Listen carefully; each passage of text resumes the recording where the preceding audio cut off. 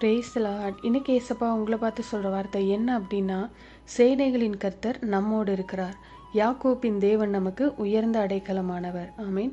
கர்த்தருடைய பெயரில் ஒன்று சேனைகளின் கர்த்தர். ஒவ்வொரு கண்ட்ரிக்குமே ஒரு ஆர்மி இருக்கும். 3 விதமான படையை வச்சிருப்பாங்க. தரைப்படை, விமானப்படை, கப்பற்படை என்று சொல்லி எல்லா நாடுகளுமே படைகளை வைத்திருக்கிறது.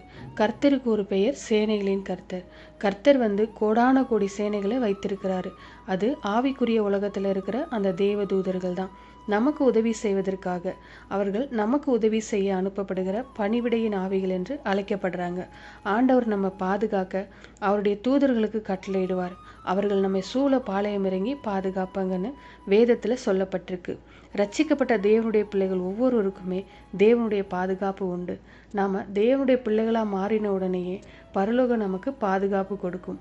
பரலோகத்தில் இருக்க தேவ தூதர்களுக்கு ஆண்டவர் கட்டளையிட்டு பாதுகாக்கும்படிக்கு சூளைய பாளையம் இறங்குவாங்க. அதனால தான் எதற்குமே நாம் பயப்படக்கூடாது. நீங்கள் போகிற இடமெல்லாம் தேவதூதர்கள் பாளையம் இறங்கி பாதுகாப்பாங்க. உங்கள் வீட்டை சுற்றிலும் பாளையம் இறங்குவாங்க. நீங்கள் விசுவாசித்து துதித்து பாருங்கள், அதை உணர முடியும். நீங்கள் சொல்லுங்கள், சேனைகளின் கர்த்தர் நமக்கு துணையாக இருக்கிறார், எனக்கு துணையாக இருக்கிறார், அதனால் நான் பயப்பட மாட்டேன்னு தைரியமாக சொல்லுங்களேன். பிசாசு விலகி ஓடுவான். ஜெபிக்கலாமா? எங்கள் நல்ல தகப்பனே, அப்பா, நீர் சேனைகளின் கர்த்தர். எங்களை நீர் பாதுகாக்க வைத்திருக்கிற சேனைக்காக உமக்கு ஸ்தோத்திரம். என்னை சுற்றிலும் என் குடும்பத்தை சுற்றிலும் தூதர்கள் சேனையாய் எங்களை பாதுகாக்கிறதற்காக ஸ்தோத்திரம். இயேசு கிறிஸ்துவின் நாமத்தில் ஜெபிக்கிறோம் பிதாவே. ஆமீன். God bless you.